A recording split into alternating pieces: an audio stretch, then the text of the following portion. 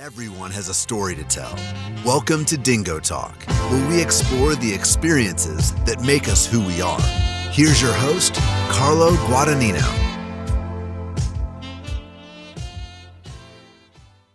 What's going on, Chuckleheads? I am Carlo Guadagnino. This is DingoTalk. My guest this week is the head football coach at WPI, Coach Chris Robertson. Before we get into Coach Robertson's story, let's tell you a little bit about WPI. First off, it stands for Worcester Polytechnic Institution. It's located in Worcester, Massachusetts. They have about 5,248 undergrad students.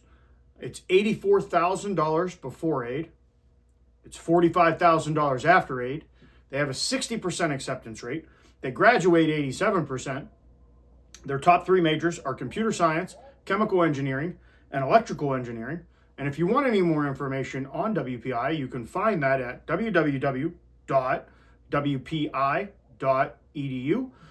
Make sure, as I tell you every week, talk to your guidance counselor, talk to your coaches, talk to your parents, talk to the coaches at WPI, talk to the admissions counselors at WPI, get as much information as you can. And if WPI seems like the place for you, check out their website. Now let's talk about Coach Robertson. It's his 16th year at the helm of WPI. And he's going to tell you everything that went into this, why he stayed, what has gone into the process, what it's like to coach at an institution that also has very rigorous academic standards. And again, as I've told you in the last couple episodes, we are, these were recorded during camp time, so they're not fully up to date, but they're new for our viewers that haven't seen the conversation. But let's get back to what we're here for, which is Coach Robertson. And it's not my job to tell his story, it's his. So without further ado, this is Coach Robertson. What's going on, Chuckleheads? I am Carlo Guadagnino. This is Dingo Talk. My guest this week is the head football coach at WPI, Coach Chris Robertson. Coach, thank you for joining us. Carlo, thanks for having me. I really appreciate you letting me be a part of this special thing that you do to build some exposure for Division III football. This is awesome. I'm excited to be here. I'm excited to have you, Coach. We don't have a lot of new Mac, so you might be one of the first new Macs with us. So, but we're going to do that. We'll get into all that. We'll do this the same way we do every week. I'm going to throw you in the time machine. We're going to talk about your playing days. So, talk to me about how a guy from Deposit, New York, finds his way to Albany in 1992. Well, it's funny because when people ask me where I'm from, I very rarely say Deposit, New York, because then you have to explain, proximity to the closest piece of civilization to that. But yeah, I grew up in a small town, Deposit, New York, on the Delaware River, and it was the name Deposit came from the loggers. The loggers would put the logs they would deposit them into the river and send them down the river, which headed down towards civilization downstate towards New York City. And I grew up around, stone cutters and loggers and dairy farms and, was just a country boy. A good day was when, you leave first thing in the morning and you don't come back until it's too dark to ride your bike or, anything like that. So, but yeah, I grew up from as far back as I can remember, just loving sports. I was a 3-sport guy, football, baseball, basketball. I think if you ask my father, he'd probably tell you I was a better baseball player than anything else. And when I was getting ready to go into my senior year of high school, thinking about the future, I think what I had kind of decided on was to go to school to study math and teach math and be a coach. That was my goal. And, right. Growing up in upstate New York, back then it's hard for probably younger people to realize the time before the internet, the time before, virtual tours of campuses and things like that. So, kind of a limited scope for me. It was December of 1991. I just finished up a good football season.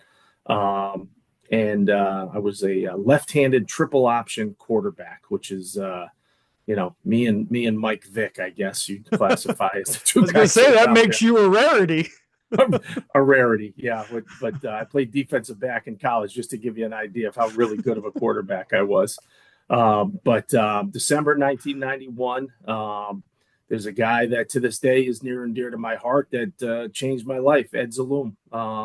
Ed Zaloom was the offensive coordinator at the University of Albany. He was the head baseball coach at the University of Albany. He came down to my high school to meet with me, and he was accompanied by one of the young graduate assistants at U Albany by the name of Chris Phelps. And Chris Phelps is the head coach at the Salisbury School now, down in Connecticut. He was the head coach at St. Lawrence at one time.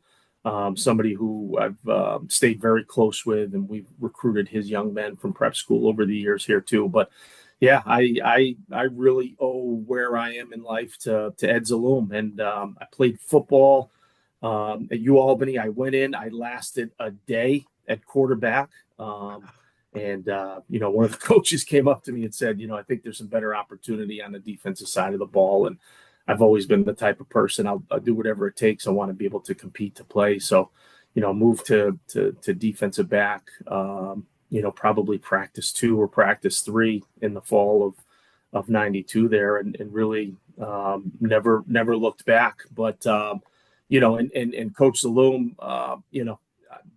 I coached with him for the first 10 years of my life after college. At Siena, he was the head coach. At WPI, he was the head coach here. I followed him out to central Massachusetts.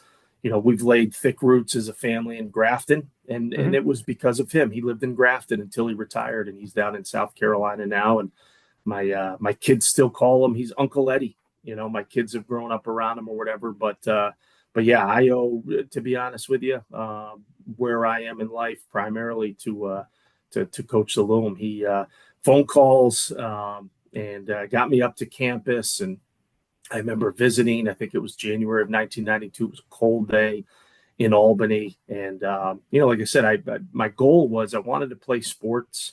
At the time, I was going to go and play football and baseball and wanted to study math. Those were really the things that I wanted. And coaches, desire to have me be a part of the football program really was the linchpin for me in deciding on where to go. And I really didn't know at that time what I was getting into, going to play for one of the most legendary coaches in the history of the game, Bob Ford. I played for him, and he was a huge impact in my life over the course of those 4 years and well beyond too. So I don't know if it was luck or whatever the case may be, but I fell into something really, really wonderful for my college experience. Now, I don't want to get ahead of myself, but does that experience on day one as a player, does that help you with that conversation when it comes to guys that you recruit that, we want to get you on the field, and it might not be the position we recruited you for? But let me tell you a story. I got recruited to be a quarterback, and now 2 days in, they're putting me on the other side of the ball. Does that make it easier for you? Yeah, I have shared that story many times. I really have. And, in the sacrifices that go along with it after my freshman year was over, Coach Ford brought me in and he said, listen, Chris, he said, you've got a chance to be the starter at safety. I know you're going to try out for the baseball team, but you're 155 pounds or whatever I was, 165 pounds. And, in between myself and Coach Zaloom, the baseball coach as well too, we made a decision, and it was that I was going to, give up on my baseball aspirations to focus on football. So I certainly have used the conversation about, sacrificing for the betterment of something greater than yourself. And that is, culturally with us here, a big piece of what we talk about. And it's not about necessarily the role that you always dreamed of or what you want, but whatever the role is that you have earned, deemed by the coaches, we want you to do it better than anybody else. And if you keep that framework of every single day, are you going to work so hard that when you put your head on the pillow at night that you're going to be proud of the things that you did, and did you work hard to be a great teammate? Those are the only 2 things that we ask our guys to do on a daily basis. It has nothing to do with a starter, what your 40 time is, how many reps in practice. It has to do with these things that you can inherently control regardless of where you are on the depth chart. And I certainly tried to relate. I'm getting old. I'll be 51 next week. So my conversations date back into, last century, I guess, with the guys, but hopefully it resonates with them. So when the playing time was over, it kind of seems like you were already in the mindset that after the 4 years, you wanted to stay around either baseball or football. It seems like football was the trajectory for you. How do you approach the conversation after your senior year? And how does Siena become part of where your coaching journey starts? Yeah, so I had obviously spent 4 years as an undergrad at UAlbany, and I got my degree in mathematics. What I didn't do was I didn't get my certification to teach secondary education. So that spring, I was applying to continue to stay in the Albany area to put myself through graduate school. And again, here, Uncle Eddie, Ed Zaloom, he had taken the job at nearby Siena College. He was the first full-time head coach that Siena College had ever had.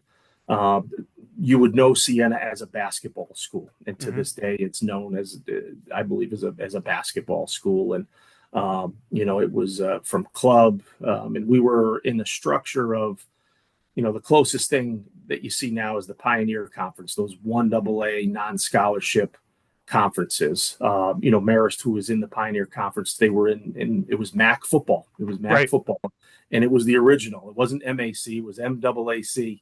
With schools like Canisius had a football program, St. John's in Queens, St. Peter's in Jersey City, Fairfield in Connecticut. And, you're already piecing together. You're like, I didn't know they had football programs, because these are basketball powerhouse schools that at one time, tried to work on, increasing their enrollment through other sports and things like that. But when push came to shove, the decision was made collectively at these places financially to focus their attention and, other sports. But yeah, so I was getting ready to my spring of my senior year. I helped coach the defensive backs at Albany just to kind of get my feet wet, and I knew I wanted to coach. And so Coach Zaloom had taken the job at Siena, and called me up, and he's like, Chris, I know you're interested in coaching. Would you be willing to come and work with the linebackers? And I said, Coach, geez, I don't know anything about linebackers. Secondary I'm good with. And he's like, listen. He's like, great teachers can coach anything. What do you think? And I didn't even bat an eye. I said, I'm in. And then what I did was I went and I changed my master's degree to something that I didn't have to student teach, and so that I could focus more time on coaching college football. So I wound up getting my master's. It was educational psychology and statistics, and which I think is, again, benefited me in certain regards, to conversations with kids. And and it wasn't even a matter of money. I think I made my first year, I think I made $1,500, and I was the happiest person in the world because I had an opportunity to do something, that I loved. And I never knew what the path was to get into college coaching.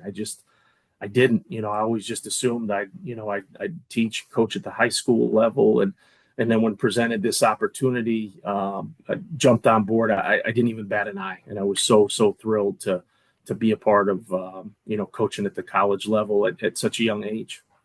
Now, how much, I know that we have a lot of young coaches that focus or that watch the program, listen to the program.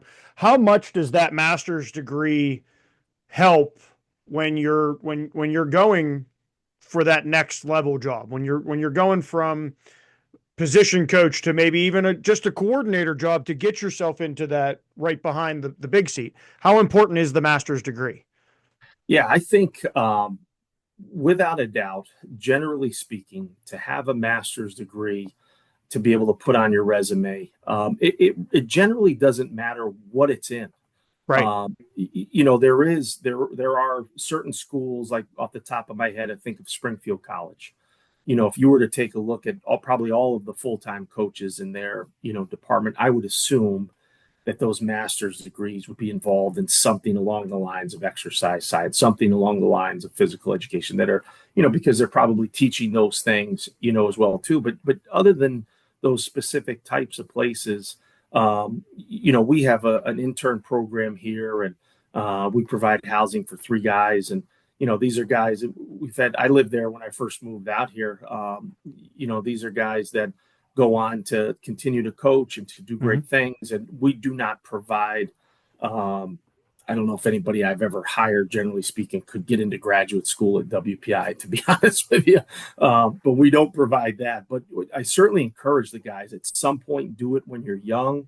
This is a great place to kind of catapult you to getting a GA at could be anywhere, Division I, Division II, Division III. It is critically important, I believe. And I think people are hiring. I don't believe that they care so much what it's in, so long that you have that higher level of education that you've achieved beyond your undergraduate. Well, and I just realized I got to correct myself. You aren't the first new Mac that we've had, so I don't want to upset any Coach of the Russell. coaches. Yeah, Coach Russell on there. I don't want to offend the coaches that we've had. Coach Tirasulo, Coach Russell. I don't want anybody to be mad. So we're happy to have the new Mac with us. And let's talk a little bit about that. So after 3 years at Siena, this is the first stop at WPI, following Coach Eddie, Uncle Eddie. How does that come about? And what's the conversation like when he leaves Siena, goes to WPI, and reaches back out? Hey, are you coming with me? Yeah. So, this is so many years ago, so he probably wouldn't mind us, getting into it a little bit there. But, when we were at Siena College, I think there was kind of the writing on the wall that, the support for that football program, we were always going to be overshadowed by basketball. Our home field was a minor league baseball stadium next to Albany Airport. It used to be the Albany Diamond Dogs. I'm not even sure who plays there anymore, but the practice field on campus really wasn't much to speak of. Locker room, staffing, all those things. The people were great. But, after 3 years, he had a couple of opportunities. He was a finalist for 2 positions, and I won't mention what the other one was, but it was a really good Division III school that has since done amazing things. And you probably could date back and look and see who was hired. It would have been in the February-ish of 1999. You could look back and determine which school it is. On the East Coast, not in the New England, but probably in those mid-Atlantic states. But I'm looking at your resume thinking right now, like, I might have to go back and just take a peek into that one. I probably could share that with you off the air. But like I said, I don't think he would care about it so much anymore. But, the one thing that I learned early on as a coach is that loyalty is everything. When I had taken the job at Siena as a 21, going to be 22-year-old, I was at home in deposit with my dad there, and I got a phone call, and it was from Coach Walt Hamline. At the time was the head coach at Wagner College. I think he's the athletic director now, and he had a deep connection with Coach Ford at Albany. And, he said, hey, listen, we've got a GA position open here down in Staten Island. Would you be interested in it? And it would have been, provided graduate school, and I'm not sure what the pay was or whatever, but I didn't even have to sleep on it. I said, Coach, thank you so much, but I've already taken a job with Zoomer, at Siena College. And when Zoomer was going to come out here, whether he was being truthful or not, he said, Chris, I'm not going without you. So are you coming? And he really didn't even have to say that to me. I would have, to this day, I'd take a bullet for that man. And I said, Coach, I said, when do we start? And I said, how do you pronounce Worcester? And at the time, I guarantee I didn't say Worcester. But yeah, it was probably March 1999. He took off, and, I held down the fort at Siena for a couple of weeks. And, and at the time, extremely mobile.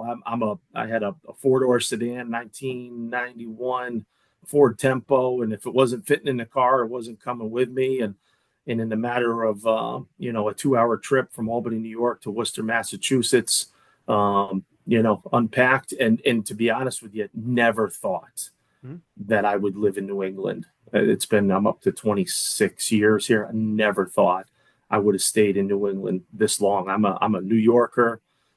Probably make people upset. I'm not a Red Sox fan. I have a feeling. Sometimes it's hard to to be surrounded by those people, but yeah, started to lay my roots here, and it's again, I think I've been very fortunate to been guided by people that cared very deeply about me, and and now as a head coach, when I think about how I want to be as a head coach, I think about Zoomer a lot, and how he handled people and how he was a straight shooter, and loyalty is really king. And but yeah, so we hit the ground running in the spring of '99, and it came out here, and first opportunity, I think, to meet the guys. There was no spring football back then. You're in the weight room a couple days a week, just getting to know the guys, and just completely fell in love with the players here. To this day, some of those guys are some of my best friends, because I was only 25 at the time. And, some of those guys that were juniors and seniors in the program at that time, we were so close in age that when they graduated, we're very close. We've got one of the captains from the mid '90s. His son is going to be a junior on the team for me.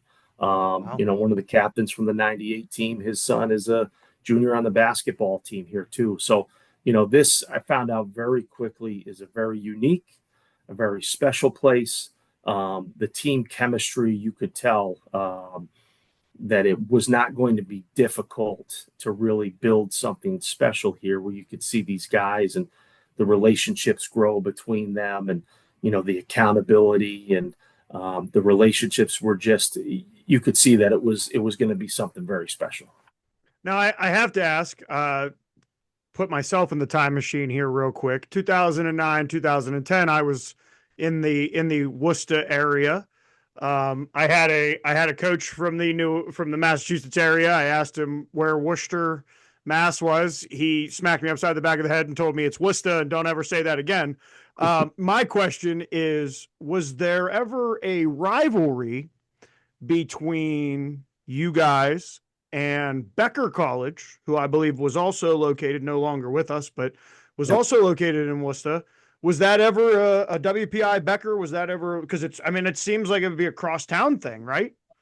Yeah. So when they started the program, our field was their home field because they didn't have a field up in Leicester. Okay. They used our locker rooms, for their home games or whatever. So it was a very intriguing game. And because you could tell that they were a super young team, super young team. And you could tell that they, if they did things the right way, they were going to be a good team. And you saw what Coach Licton did there before he went up to UNE. But they were young, they were scrappy. I guess I couldn't quantify it so much as a rivalry. We only played them for a set number of years. Right. It was like 10 years, or if it even was that. But yeah, those were fun games, because those kids they felt very comfortable on our home field. And I know it was only for a couple of years. They were building the stadium up there, but they used our home field, and I think our locker rooms, when they were kind of transitioning up there to support their team. Right. So after the 2004 season, what is the conversation like with you and Coach Eddie before you make the decision to go to Salvia Regine? So, yeah. So, I had interviewed for one or two jobs, between '99, and it was February of '06 when I actually left, because I remember it was right. We had started baseball practice. So, so going back to 2000, how the structure of the jobs here worked at that time was one of the full-time assistant football coaches ran the weight room. The other full-time assistant football coach was the baseball coach. So when I came, I had an opportunity to also, coach baseball too. So I did that for 6 seasons. And, so I was young. I wasn't married at the time, didn't have kids. So I could handle recruiting for 2 sports, 2 full-time jobs. And we had some good years. I remember being the first baseball team back in 2000 and again in 2004 to go to the postseason, which was two things that I take a lot of pride in. But, at some point there when the Salve job opened up, I'm thinking it would have been like late 05, maybe after the season of 05. And Coach Hartwell was the head coach there. And he was a part-time guy because he was a phys ed teacher, I think in the Middletown School District right outside of Newport, Rhode Island. Good friend. He was a great man, and he did a great job with what he had. The entire staff down there at that time was part-time. And, he had some local coaches that were kind of island guys, Newport, Jamestown, North Kingstown, but some great, great people. And, I knew for me that I wanted to be a head football coach. And this provided an opportunity for me to, take that next step and kind of jump out and really take the things that I had learned from Zoomer as a person, as a recruiter, as a coach, as a, organization, hiring staff, things like that. I felt that I was capable enough of being able to do it. But, it was something where I'll never forget. His line to me was, "Be careful what you wish for, because you just might get it." That's what he said to me. And, fast forward after the first season in 06, I drive over 2 bridges to go home because I never left central Massachusetts. I commuted over an hour down to Newport each way for those 4 years. And, after the first season, man, there were a couple of times I was thinking about taking a hard right off the bridge into the harbor, because he was right. Be careful what you wish for. And I got it. And I got it. And I got punched in the face a lot that first year. And, really, I think I thought I knew how to be a head coach. And at the same time, looking back, if I could have done it over, not that I would, it's not schematics, it's X's and O's and recruiting and things like that. But, I think for me, taking the time really to focus on, talk about recruiting the kids that were in the program, of really creating some good personal relationships with them. And, right out of the gate, and it's something that I did, but it took me more time than it probably should have, because I just felt that we could go and just compete and try and win games and,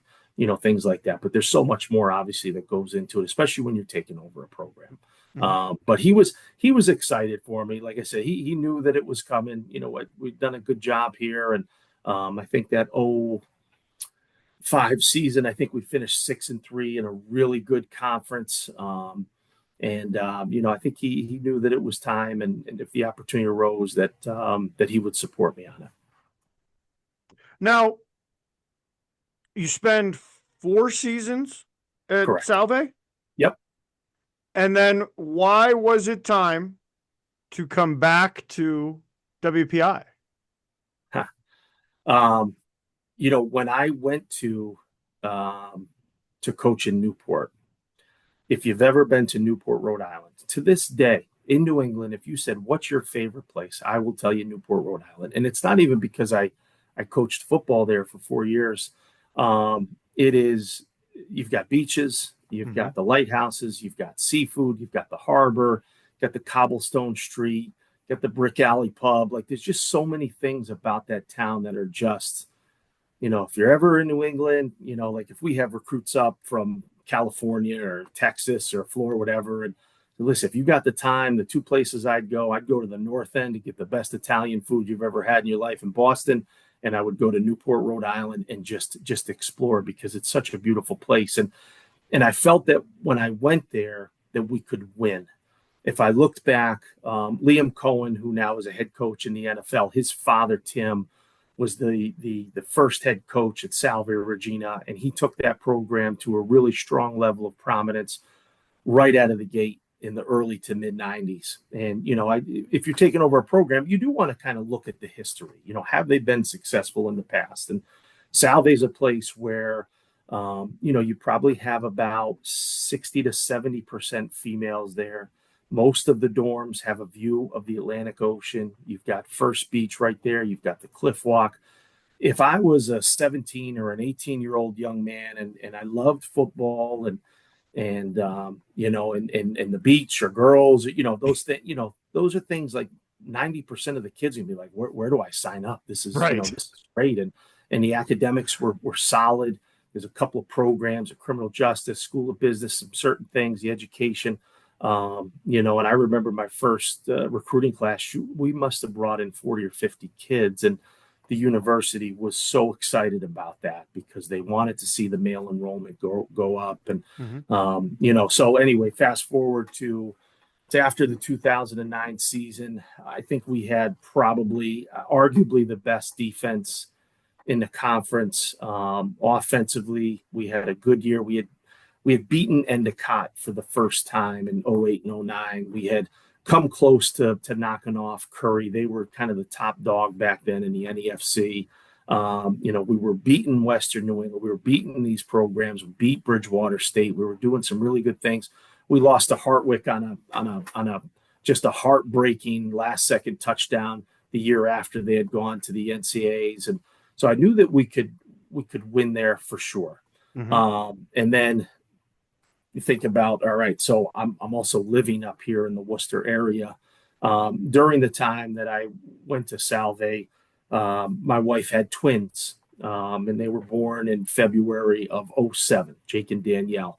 So I still have the pictures of when they were, 2 and 3 years old. My daughter Danielle with the little, cheerleading outfit of the Salve Regina Seahawks, and my son throwing the football on the sideline. So at that time, my wife was now pregnant with number 3, Molly, and she was due in June of 2010. Zoomer called me up in January of 2010 and said, "Hey, listen, Chris, I've got a proposition for you." He said, "I'm going to retire. I want you to come back. I want you to take over." And, so we spent some time thinking about it. And life, again, I could talk to you about just the timing of things. And, we bought our condo in 2004, and we tried to sell it in 2007, and then the recession and the housing market crashed in 08 because we were going to move to Rhode Island and all these other things. But, God wanted me to stay in Worcester. And so all of those things kind of added up where the plan was, and, the athletic director here at WPI, Donna, she's such a good friend, such a good supporter of everything that we do. She kind of gave it the okay for me to come back. I would spend the spring as the defensive coordinator. So I would go from being the defensive coordinator at WPI to being a Division III head coach and going back to my old job as being the defensive coordinator at WPI. And for face value, it hurts your pride to do that. It really does. Like I was a head coach, and now I'm going to go back and, go back to my old job. And, I get calls from my friend, what happened? Well, listen, nothing happened. Call me on June 1st and then you'll know, whatever. But so I came back for the spring, and the goal was for Zoomer to stick it out through the spring. But after the first week, he felt comfortable with me taking over the reins, that he just let the team know. And I had, the team for the bulk of the spring. And then, here we are going into 2025, and I just haven't looked back. And again, you asked me about being a senior in high school in Deposit, New York, in December of 1991, and I owe it all to Ed Zaloom. And you want me to tell you why I'm the head coach here today of WPI? I'll tell you, it's Ed Zaloom.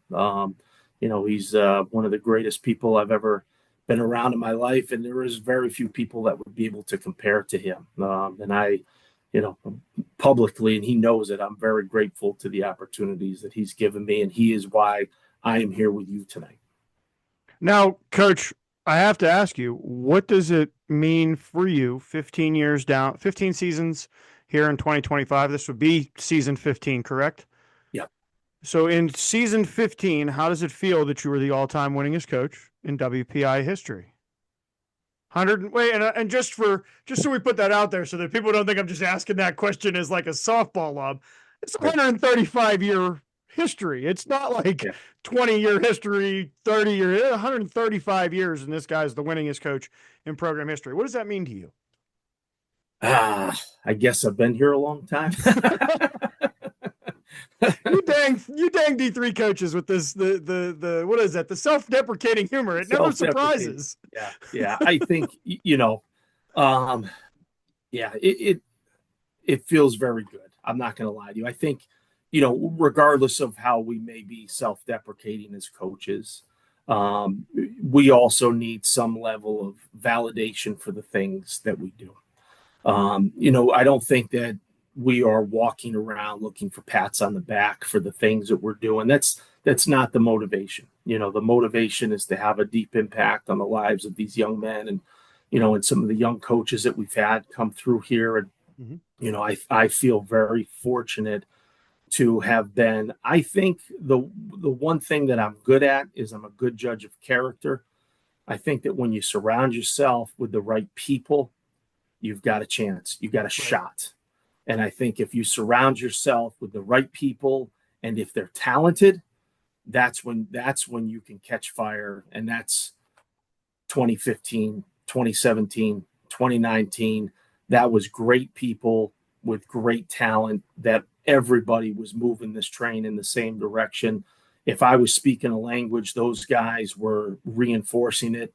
If I was kind of setting what I wanted the standard to be, they were living the standard, but they were also backing it up and, kicking butt out on the field too. So, I think, there's a lot of reasons why we've won a lot of games over the last 15 years. I'm fortunate to be a part of that. I think for me, it would be impossible if I didn't have the coaches that I've had, if I didn't have the people that I've had.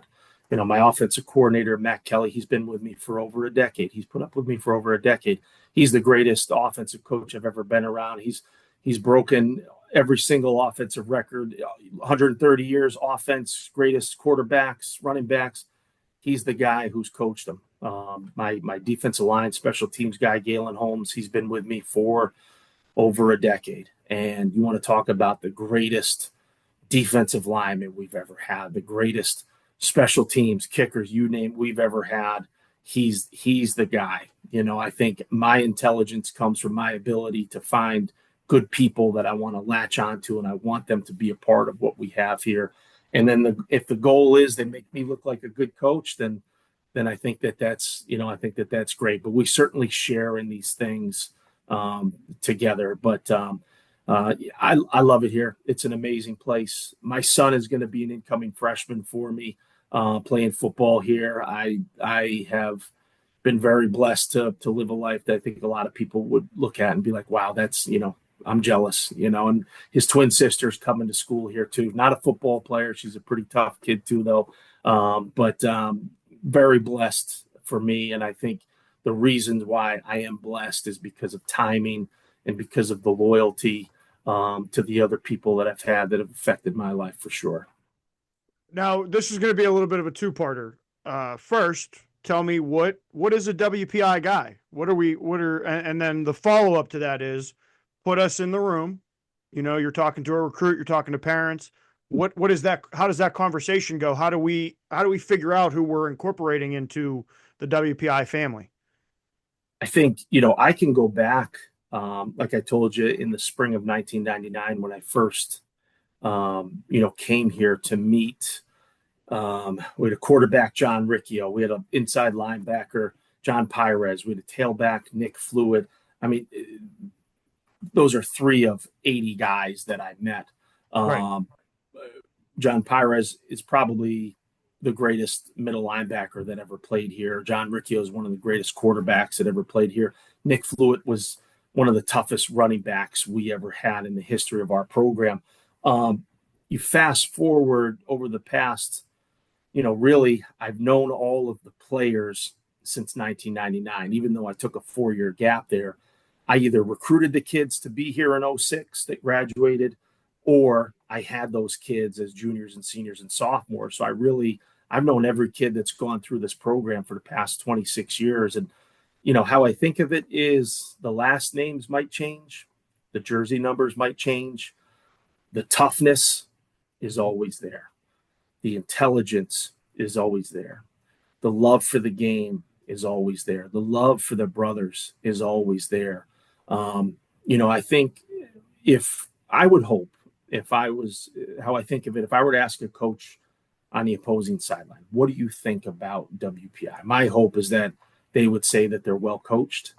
They're very tough. We're not always the most talented, but we're always going to compete and work hard to put ourselves in position to win every single game. The other thing I look at is the balance here. We have aerospace engineers, mechanical engineers, chemical engineers, architectural engineers, civil engineers, mechanical engineers, robotic engineers, you name it. We've got it in this program.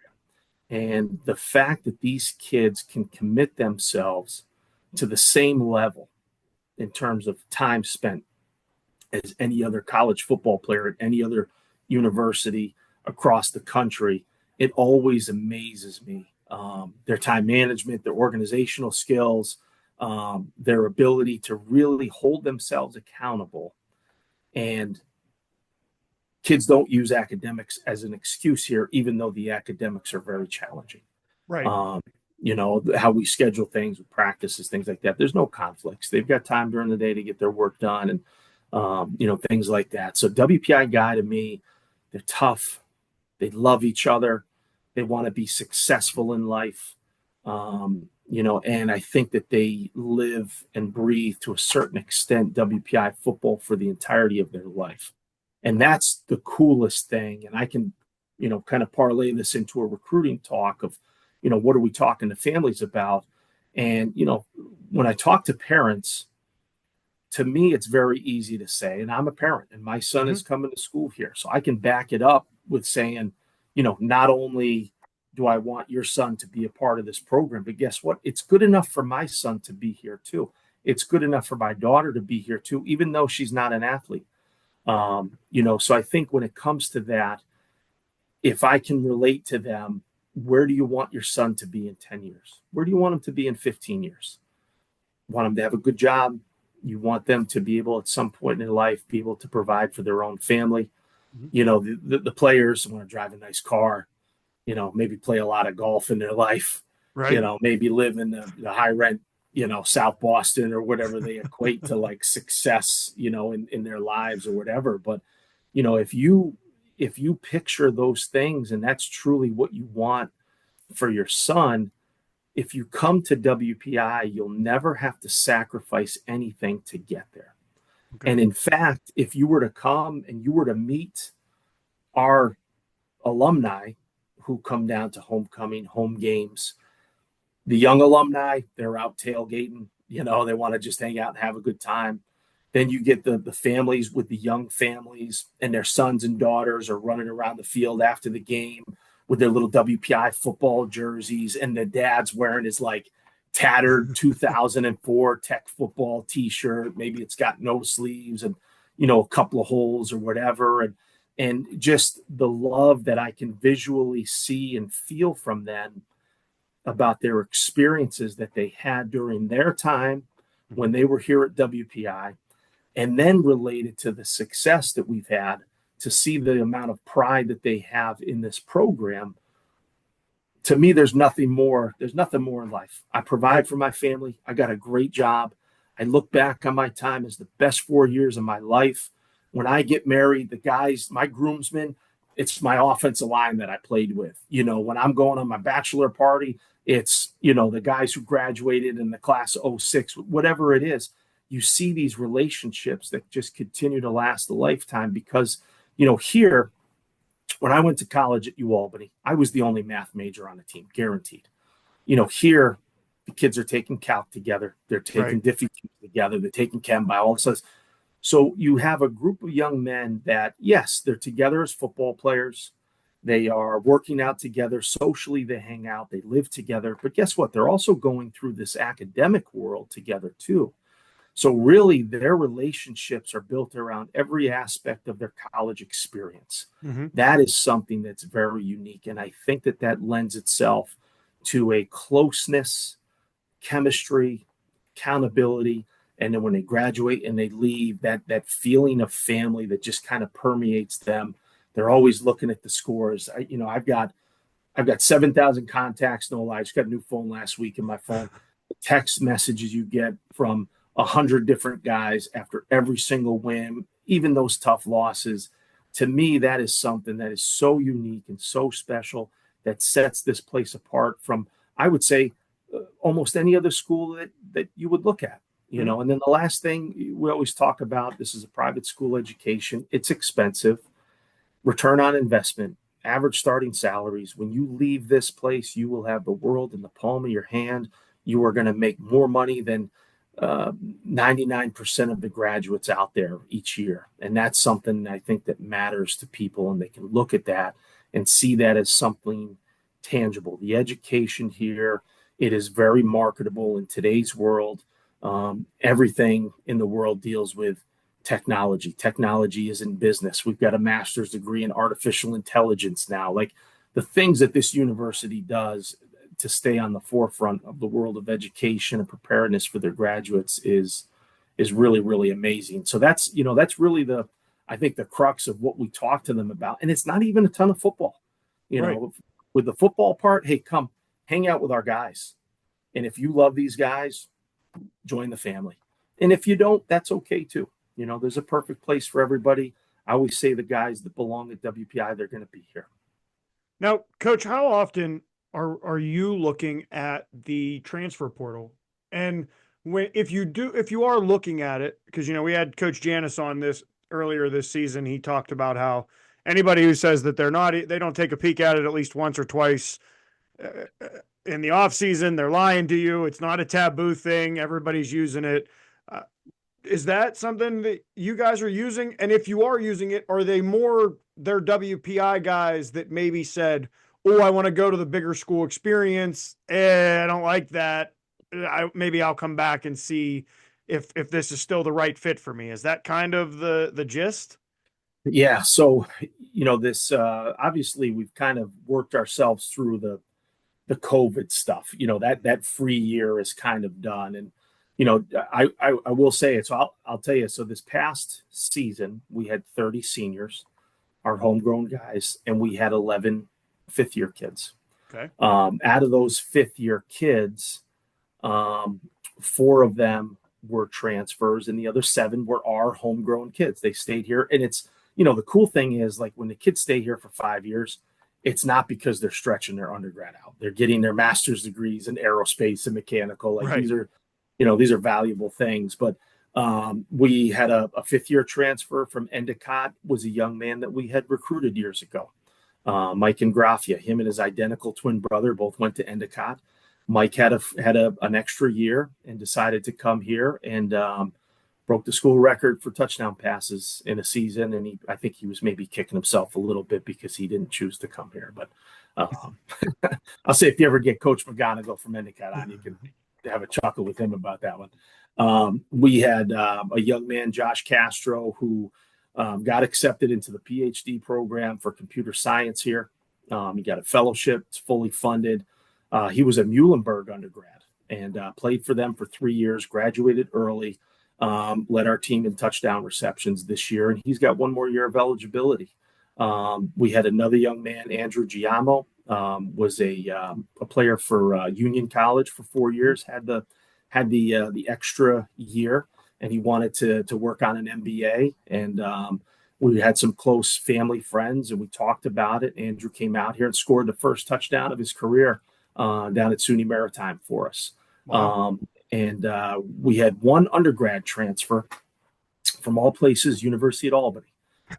We had a quarterback, Aiden McDermott, who we did not recruit out of high school. This kid was a portal kid, and he was a business undergrad. I think he's got 2 years left for us. He's kind of the next guy in line for us. But Aiden, I just loved. We hit it off. We talked about Albany. We talked about, my good old days there. We related to a lot of things. And I never, ever would have thought that we would have gotten a UAlbany kid to transfer here. But sure as sugar, we did. And Aiden, he's awesome. He's such a great athlete. He's a good football player. He's an outstanding young man. He's an entrepreneur. He owns his own business. Just, he wound up being a really good, good fit for us. So, along with what Coach said, I think, for us, the restrictions are different. To come out of high school to get into WPI, you at least have to have taken pre-calculus at some point in high school. So whether it's your junior year, senior year, and preferably calculus. So, if we're recruiting Reggie Bush or Peyton Manning and they never took pre-calculus, guess what? We can't continue to recruit them. They're not going to get in. Right. It's the same thing with the transfer portal. We have to have, at the very least, pre-calculus in high school, and it's got to be a B or better. They have to have, generally speaking, A's and B's on their college transcript. And from a university perspective, we are STEM. We're science, tech, engineering, math, and business. Those are the areas. So as you can imagine, we may take a peek at the portal every now and again, but the amount of kids that actually would fit into the criteria that I just told you and be really good football players is not so much. It's not so much. I'm trying to think back to I don't even know if I could spell calculus when I was 18, let alone nobody was expecting that. They were just happy that I could count with the 10 fingers and 10 toes that I had. So I don't know if I don't know if I get into WPI now. I don't even know if I can step foot on your campus with the. Oh man. But yeah, so it is, I think you're right. Everybody's, and it's, what? There's so much volatility in scholarship football. I think the nice thing is Division III. I think if these kids and these families approach it the right way, coming from those other types of programs, they can find a home, they can achieve their goals, they can do the things that they want to do. We got a couple of transfers again coming in this year. I think we've got, what do we got? We got 4. I think all of those guys, they're undergraduate transfers. Same thing, like we recruited a couple of them. They kind of went away for, greener pastures, scholarship football, and just, didn't work out. And I think they, kind of got together as a family and said, listen, let's make sure we're getting a great education.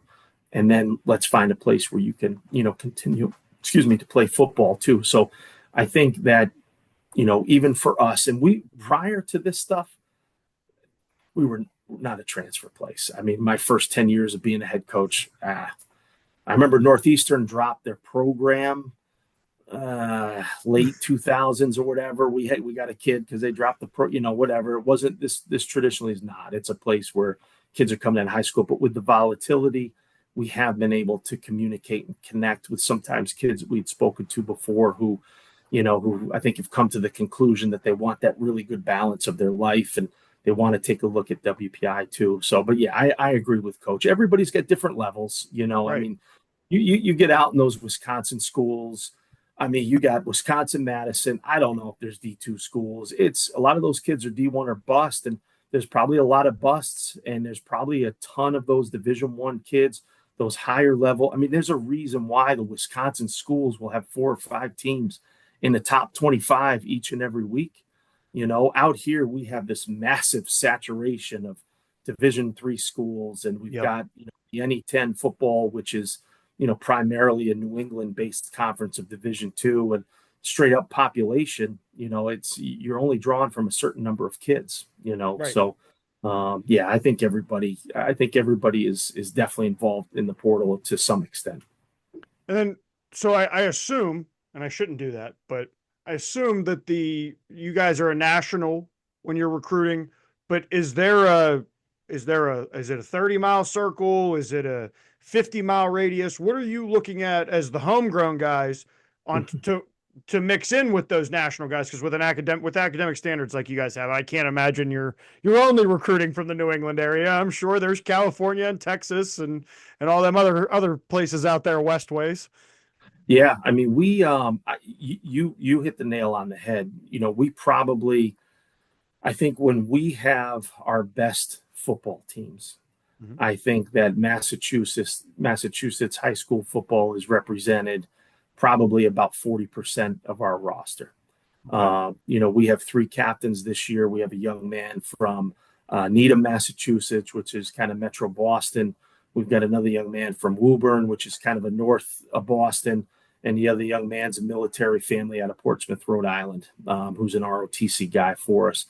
That's generally what our captains are. They're Central Mass, Eastern Mass, New England guys. In terms of like boots on the ground as a staff, we hammer Massachusetts, Rhode Island, Connecticut, Maine, New Hampshire, Vermont, parts of New York, strategic, North Jersey.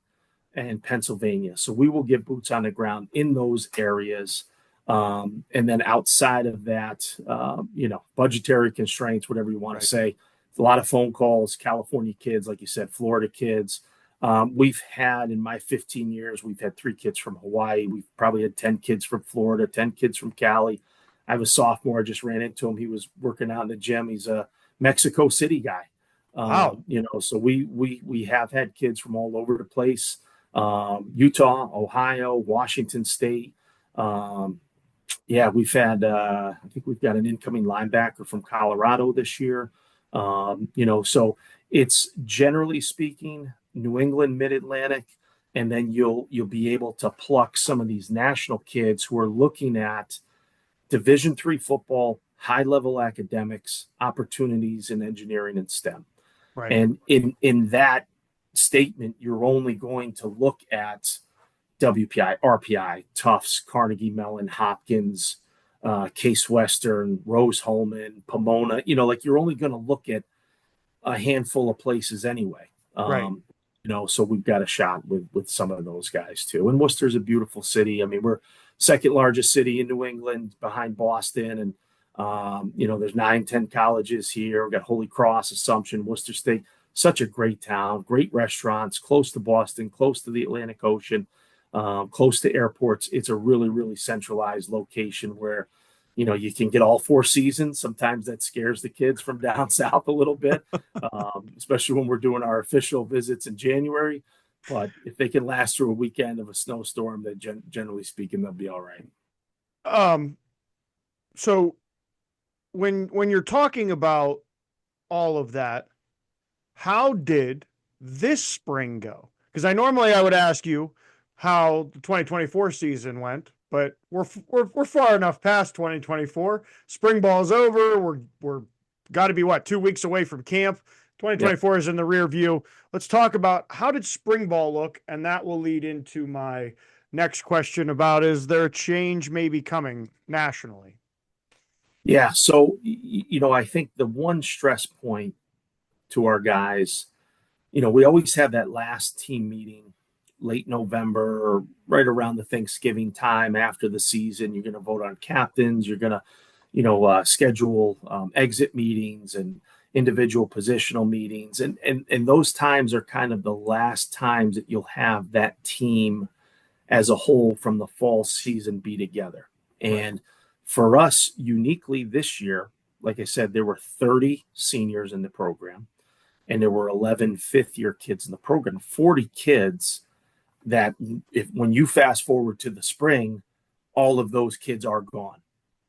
And so now you are left with what? Well, I'll tell you, both tight ends from last year graduated. The 2 kids that started college football games over the past 2 years for us graduated. The 3 tailbacks that took snaps graduated. The entire offensive line graduated. So offensively, we're very young. We're very young. I think that we will be young, scrappy, athletic. I think that is, Coach Kelly on the offensive side, he has his work cut out for him. We have some very talented kids, but when you look at the amount of players on the offensive side of the ball that took meaningful snaps last fall, you probably count on one hand those kids. We got some receivers.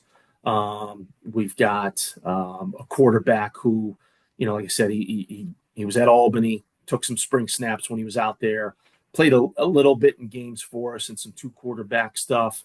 So offensively, I will be very interested to see really when the bullets are flying, what that feels like and what that looks like. I run the defense. My defensive coordinator, Coach Casey, he just left to go to Brown University to work with my old defensive coordinator, Dan Mulrooney, who's now the D coordinator at Brown, who's doing an amazing job. And that's a defense to watch in the Ivy Leagues. Those guys they're going to change it down there for the better. But so I'm going back to coaching the defense. The nice thing is across the board, when we look at those 11 positions, we've got 11 guys that took meaningful snaps. Not all of them were starters, but we've got a pretty good nucleus of guys that are coming back where I think if we play our cards right, we stay healthy focus on being fundamentally sound and pursuing to the football like a bunch of dogs out there, that we got a shot at being solid in the conference. In terms of special teams, we will have a new punter. We will have a new kicker. We will have a new long snapper. If you asked me today who it was, I probably couldn't tell you. So you're right. 2 weeks from today is report date. 2 weeks from tomorrow is our first practice at 9 a.m. And I think that there's a lot of excitement. We have over 40 freshmen coming in. We've got a handful of transfers that are all super talented kids. And I think the challenge, and we met on this today as a staff, it's like, how quickly can you get these guys to understand what it takes to play at a championship level? And that's that's pressure. And we have to put pressure on ourselves as coaches, and we have to put pressure on the players, but we can't do it in such a way where they get broken with things. You've got to do it in a way where there's a balance to things. So I think we've got to push the envelope starting on day one. I think the intensity has to be there. The energy has to be there. And these are things that, again, they don't have anything to do with talent. It's intangible things, I think, that can separate you from being a good program to becoming a great team. So I'm super excited about the fall. We've hired a couple of new coaches, outstanding guys from a couple of Division I programs. Really, really excited about this group of coaches. I'm really, really excited about the group of players. And as the head coach, I think, I take it upon myself to make sure when things need to be done, I'm going to put the weight on my shoulders. And I think when it comes time to celebrate the good things, I think that's because of the players and because of the assistant coaches, and I think, I've been doing this long enough to feel very comfortable with putting that pressure on myself to make sure that we are moving along at a good clip this fall to start off strong. And we open up with RPI. So there you go. Transit Trophy right out of the gate, Saturday night, September 6th at 6 p.m. in Worcester. They kicked our tail last year. So, we're going to see how the preparation goes. But week one, we're going to find out exactly where we're at as a football program.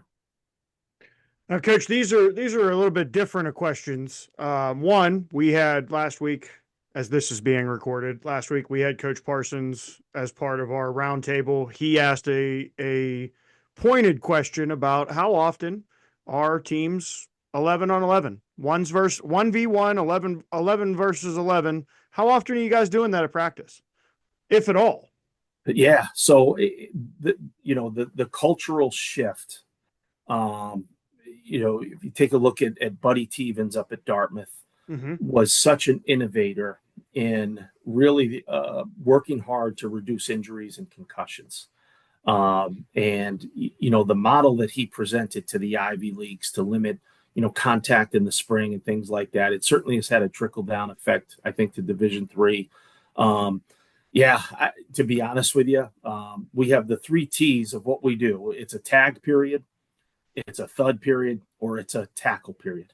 We do a ton of tag periods.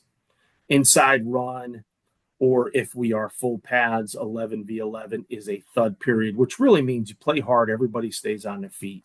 Right. And we do 1 tackle day every year. And we'll do a little inter-squad scrimmage, primarily for the younger guys. Get them acclimated. We get the orthopedic doc out on the sidelines. I'll call up Ryan Flynn and the new MAC officiating. We'll get some officials out, and we're gonna do this. And we'll kind of see where we're at from a physical perspective, because you do have to measure those things. But with that said, during the year, practice throughout the year, we'll do some 11s, but it's one of those things where it's live up front and it's tagged downfield. And the thing that makes me the most upset is if guys don't stay on their feet.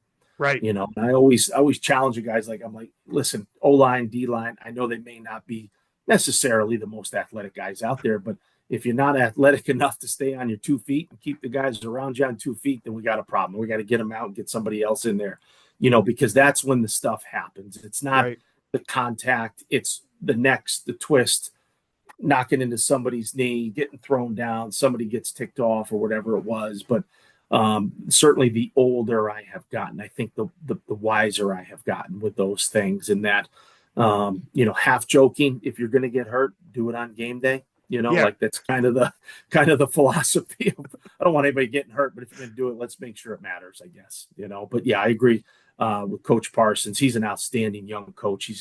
Curry College is going to have a breakout year this year, and he's right on with that stuff. Our quarterbacks wear different colored jerseys. If anybody touches the quarterback, man, that's a problem. Yep.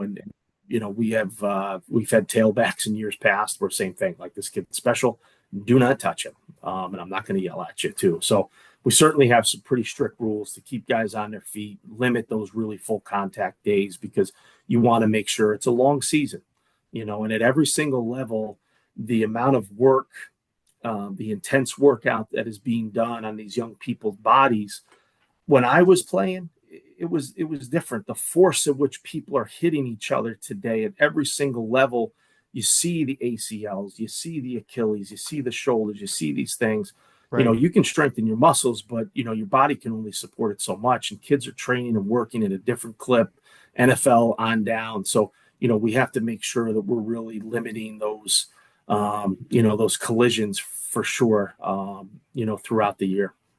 Now, Coach, I'm glad at the answer that you gave me. And the reason for that is my next question. I've asked every coach that has been on this season specifically about spring ball. You have seen spring ball go from at the Division III level. Nobody was allowed to, I don't even think you guys were allowed to get together. Then you were allowed to get together, and it was with tennis balls. And then footballs. We brought a football in, but you could look at it. Don't touch it. It's just going to be over there. And, now we're here in 2025, 2020, going into next spring will be 2026. Would you like to see a change nationally to the way spring ball is done?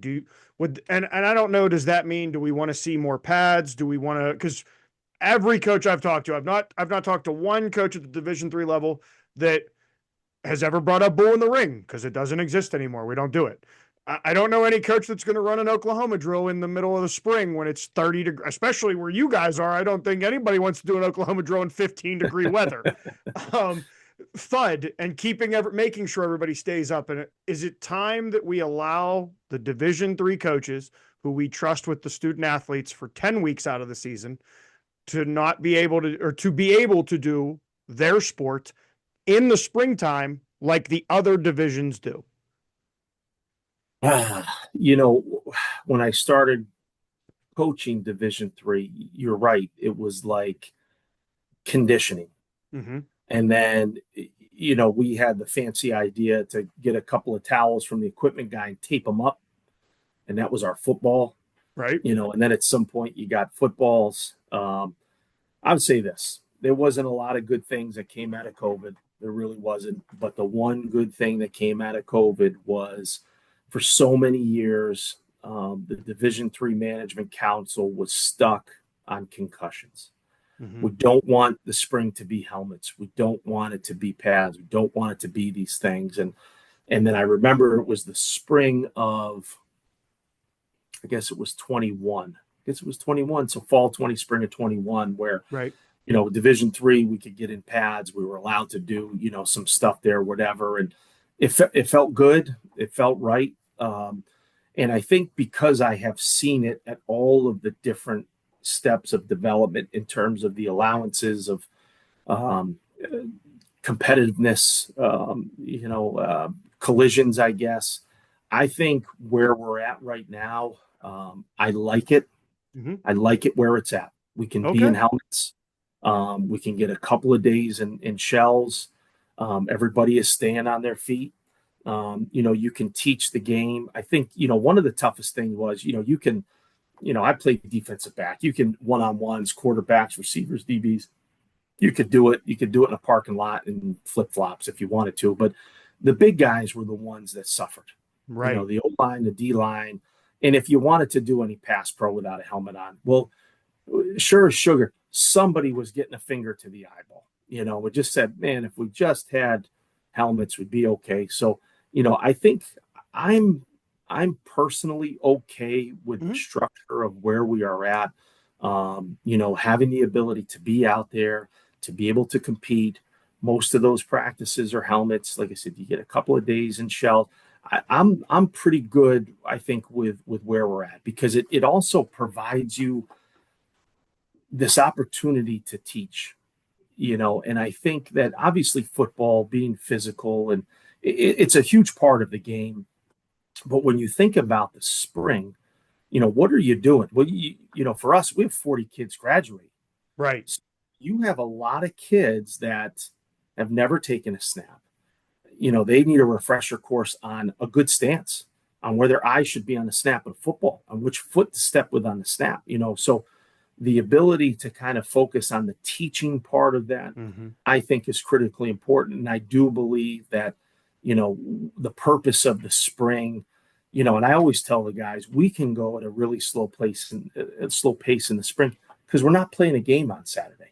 Right. Let's make sure that our fundamentals are strong in the things that we're doing, and we can do limited competitive periods and things like that too. So I'm okay. I mean, if somebody were to present to me, hey, what's the next step or whatever, I might change my mind. But like I said, compared to where we were 20 years ago, I think we're in a great place, in Division III. And it's not, you're not watching the Crimson and Gray spring game on ESPN 8 of, WPI, like you are with Auburn or Clemson or whatever. But that's half of it. Today's world's a dog and pony show, I think, for those guys, because they're so worried about people stealing their players after the game.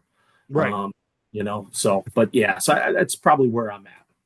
And then a lot of changes came in 2024. Two major changes came in 2025. I think one of them is going to lead to a couple other changes technologically. The first one I'll ask you about: expansion. I think everybody can agree we were way long overdue.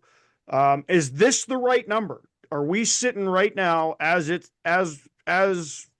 we're, like you said, 2 weeks away from camp, going into the 2025 season? Is this the right number of teams that are fighting for a playoff spot? Yeah. I think that was long overdue. I do believe that was long overdue. You have, I guess at the end of the day, it doesn't matter what the number is. If there's 40 teams, the 41st team's going to be ticked off. Right. And you've got the college, football championships.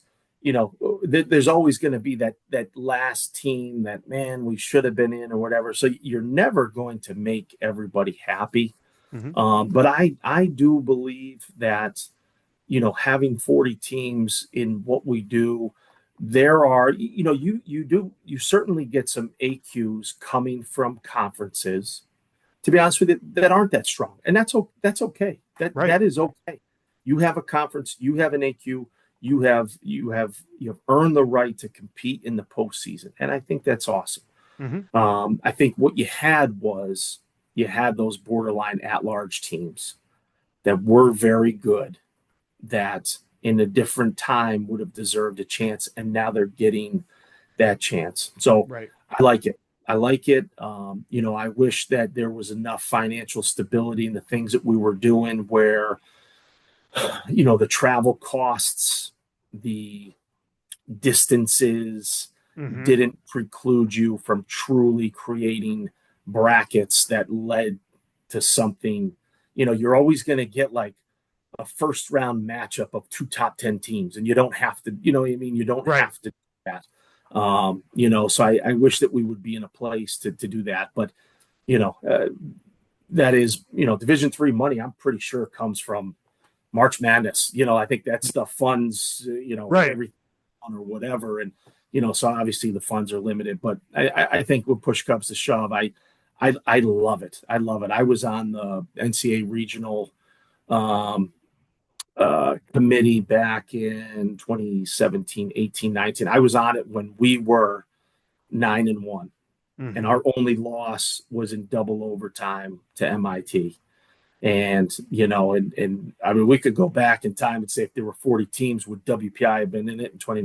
I don't know, to be honest with you, but it certainly stung a little bit, because I was on the committee and you looked at all these teams, and strength of schedule, all this other stuff. We weren't there, right. We just weren't there. So, but yeah, I like it. I think it is certainly a massive step in a good direction. And I love Division III football, as I'm sure a lot of coaches have said. It's so pure. It's so amazing. It's so wonderful. The kids are here. They love the game. They're not looking for these other things, these paydays, this, that, whatever. They're looking for a chance. Right. They're fighting for a spot. They're looking to get some play. It's such an amazing thing. So for us to be able to help get exposure to teams on a national level, I think any form that we can do it, you do it. You do it. You've got coaches from all over the place on this, and I think, like I said, it's an amazing thing. And there's a lot of Division III coaches out there. Like, if they were coaching at Division I schools, those schools would be pretty darn good. I would take Division III guys against anybody in the country. I really, really would. So now, Coach, before I ask you my next question, I gotta say, somebody with the calculus credential is going to have to get me an email or get them my contact information. I want a clear, maybe 2-sentence explanation on the MPI. I want to know about the dials and the switches and how this works and who goes here. But I need it from somebody that is way smarter than me, because every time I look at it, I get real aggravated real fast. I think back to the BCS in those days and I go, I don't think this worked before, but that's many people above me that make that decision. Well, listen, you and me both. There are a lot of conversations that I don't have. I don't have academic conversations with the kids about, hey, tell me, what are you doing in differential equations? What are you doing in organic chemistry? Because I choose to live a life of ignorance where I'd like to think I have some level of intelligence. So I'm with you. I am completely with you. And then the other big change that came in 2025 was the possibility of 18 iPads, although I have yet to find a Division III school that utilized all 18. It's just, again, it's part of that.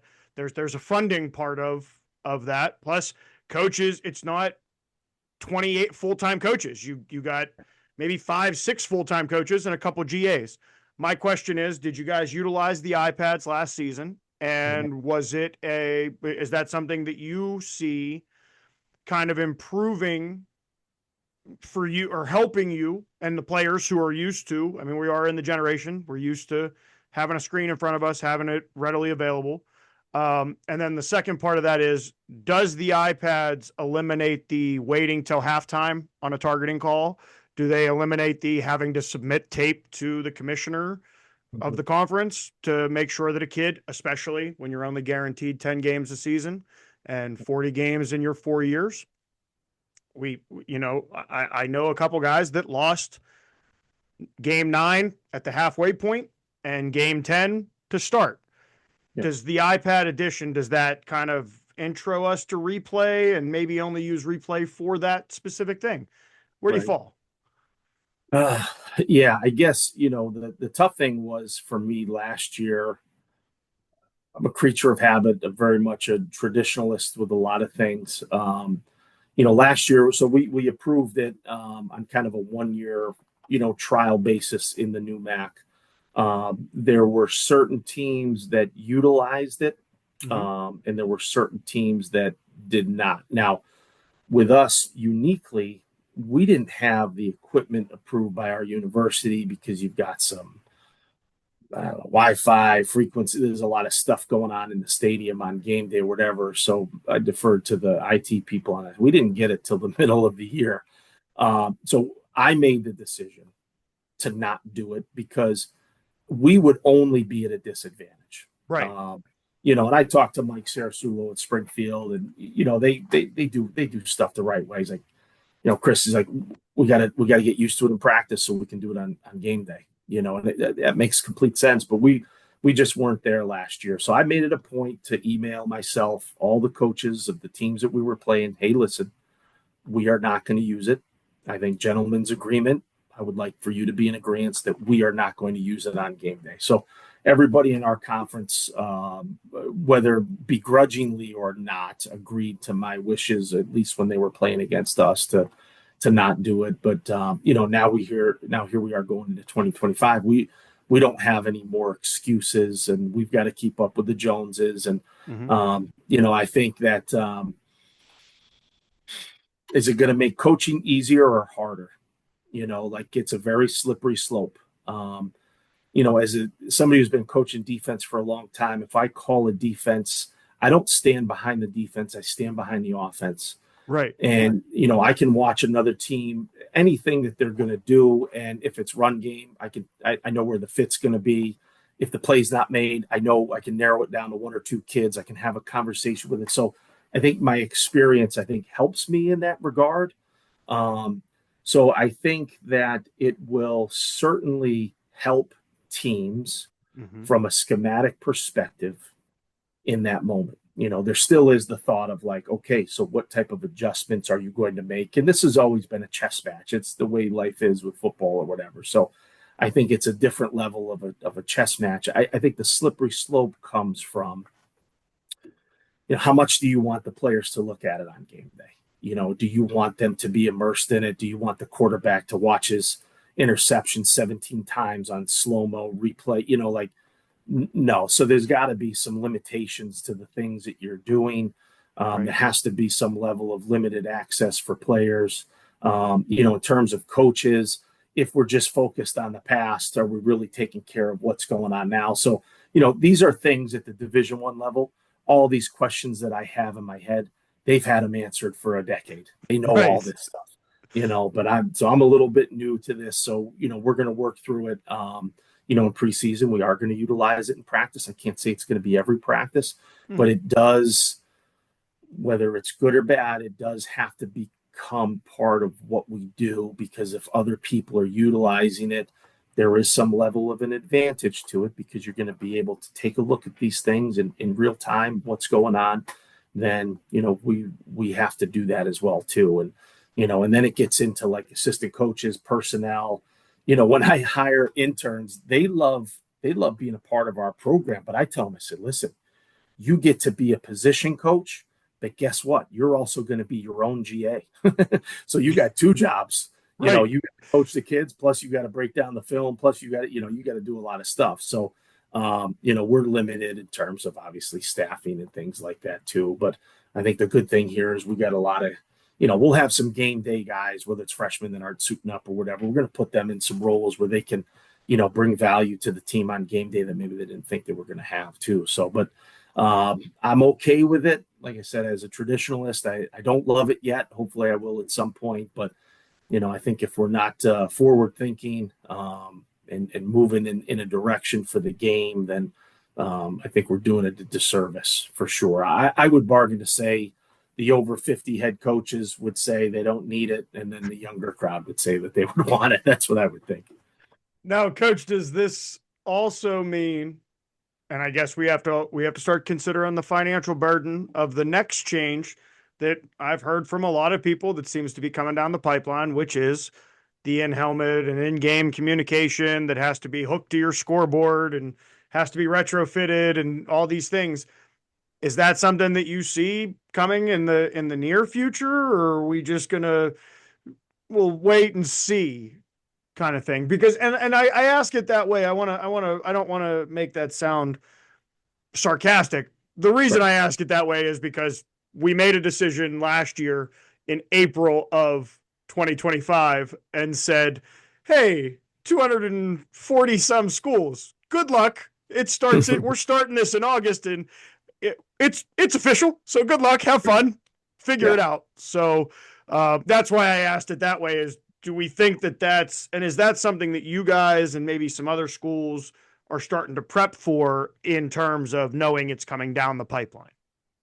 Yeah, I think, I do think it is like anything else in Division III. And when I say that, it's conference based, so when we approved this as coaches to a gentleman's agreement on a weekly basis, we would communicate in year one, and, we're moving forward with it in year two. But there were certainly some conferences with the in-game video stuff there that they felt, whether it was athletic directors or presidents, that they just couldn't do it from a financial standpoint.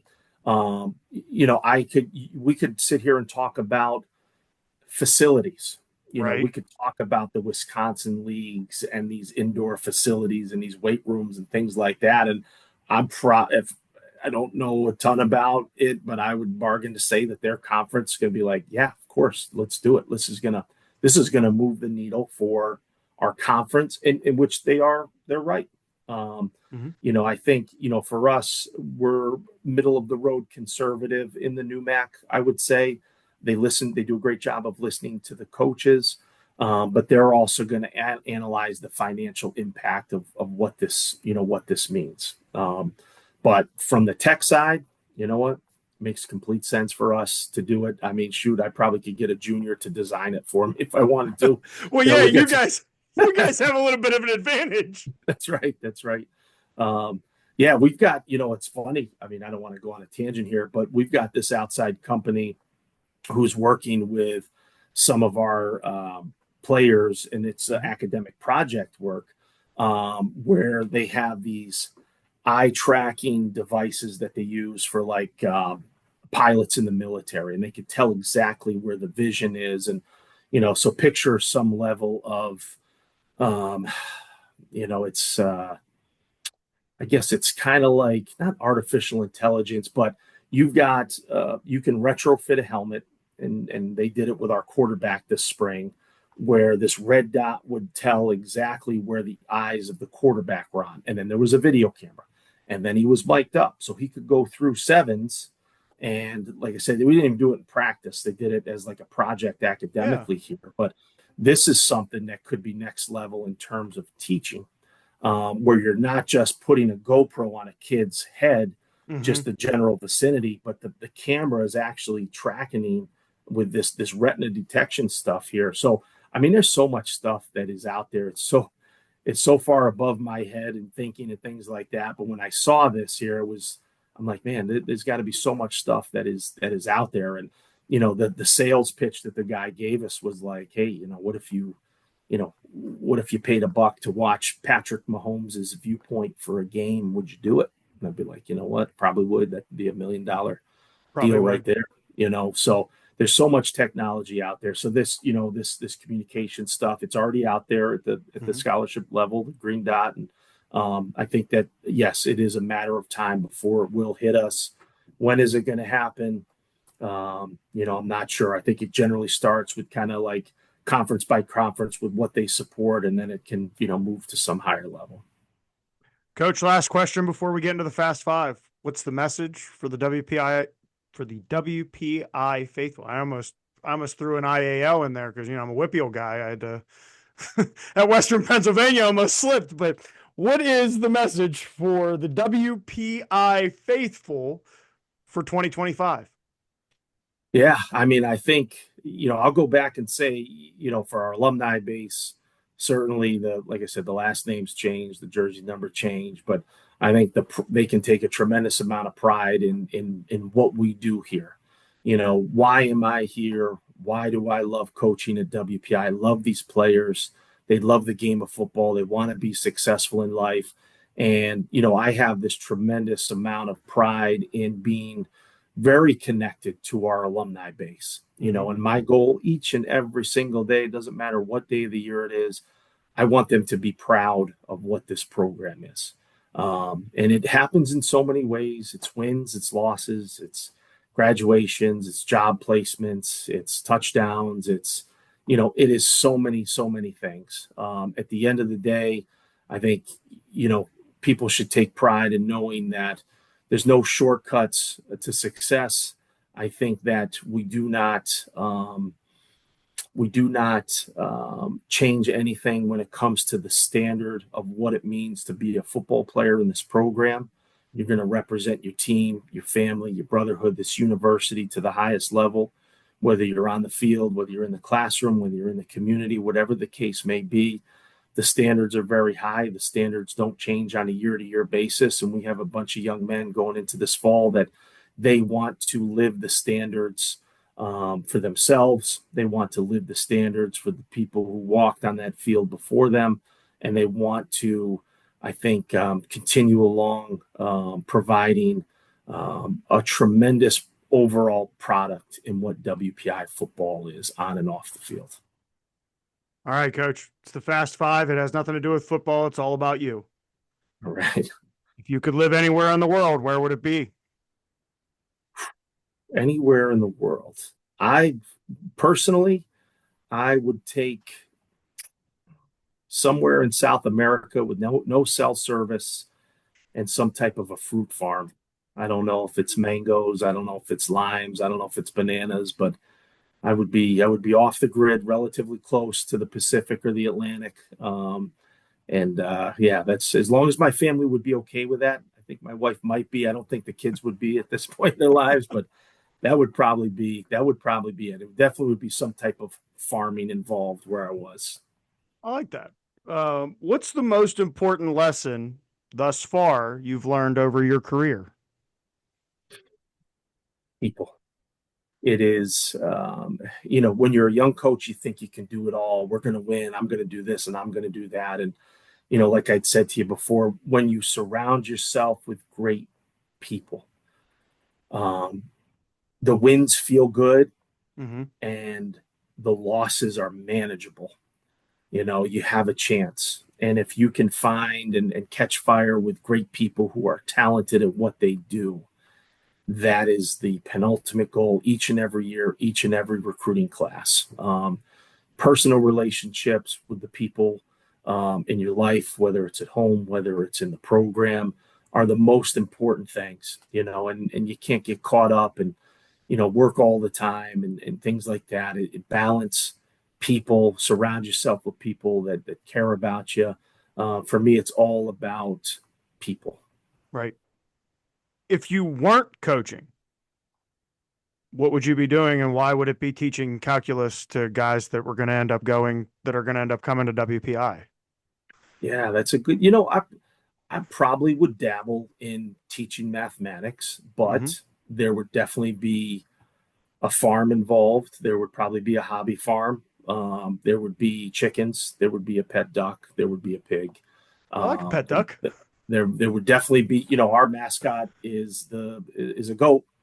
There would definitely be a couple. I like the little pygmy goats. They come a little smaller in size there, but I could dabble in some teaching stuff, maybe get a little adjunct professor job at a local university and maybe have a little produce stand on the side of the road, a little hobby Right. farm where I could hang out with the animals. I think that would be, and I think if you asked my wife, she probably would say that I would say the same answer.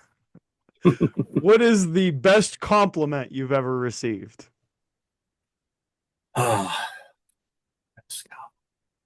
the things that feel the best to me, Mm-hmm. from a professional perspective. So 2 weeks from today at 2 o'clock, I will be surrounded by 45 groups of parents of incoming freshmen. Mm-hmm. And we talk a lot about preseason. We talk about standards. We talk about what it's going to look like and feel like. At some point, your son is going to call you up and say, listen, mom, this isn't right for me. Come and pick me up. And mom, dad, whoever gets that phone call for probably one of the first times in your life, you're going to tell your son no. You're going to tell him to stick it out. And let me tell you, it will be the best decision that you ever make, because when they graduate, they're going to look back on their time as the best 4 years of their life. And I could give this talk any day.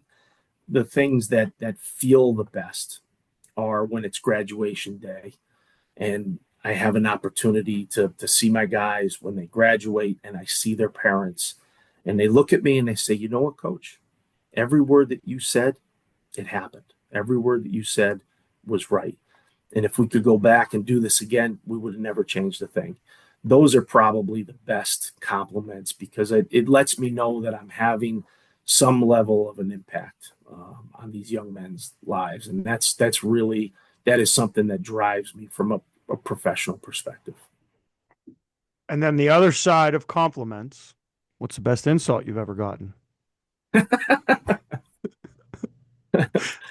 I know We I get keep some referring. interesting ones too. So just Yeah, I probably don't have, too much interesting stuff. So the older I get, I can't hear. I've been blowing a whistle in my left ear for 30 years. So I can't hear. Game day, I got one ear on the headset, the other one, and I probably would have to ask my wife. And here's why. So our stadium, the stadium seating goes from the 30 to 30. And when I came back here in 2010, shoot, we won 2 games. I mean, we were not a good team. And she had to listen to those parents saying some things about the head coach and who is this guy and this guy stinks. Where to this day, she brings lawn chairs for the whole family. She sits up on about the 10-yard line up on this little grassy knoll as far away from the stands as possible.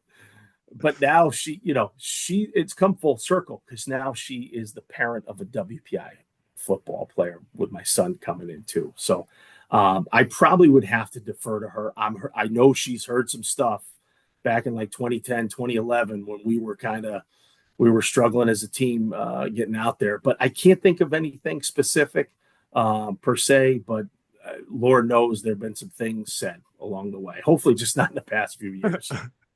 And then the last question I ask everybody, was there a question that you were expecting me to ask you? And if so, how would you have answered it? It probably, because you wanted to go back in the time machine there and you brought up Deposit New York. Most people will ask me, where the heck is Deposit New York? And then I have to explain to them, where this location is, where you would only stop if you were running out of gas or you broke down. That's really it.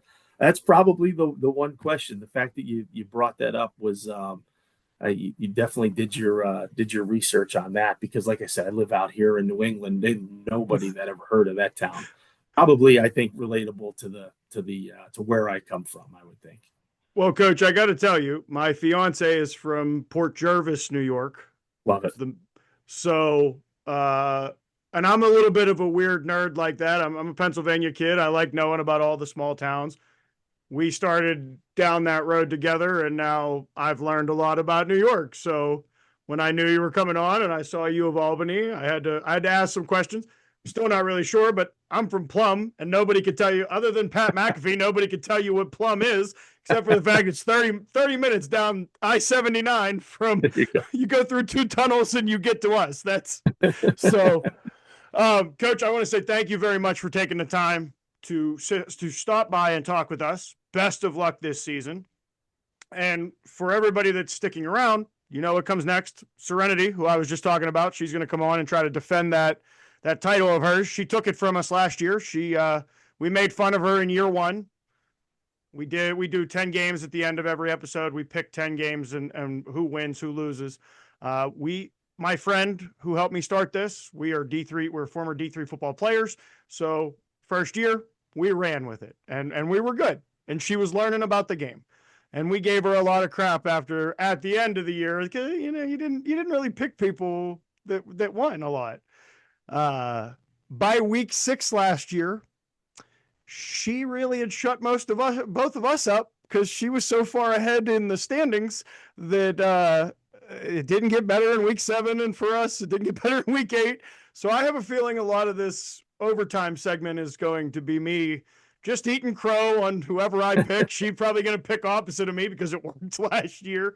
But that's what's coming up. So we will be right back. Coach, again, I want to say thank you very much for taking the time. Carl, thanks for having me so much. I really appreciate it. Absolutely. We'll be right back, Chuckleheads. Thanks for checking out this episode of Dingo Talk. Don't forget to rate, comment, and subscribe. For more info and to contact the show, you can find us on Twitter @DingoTalk.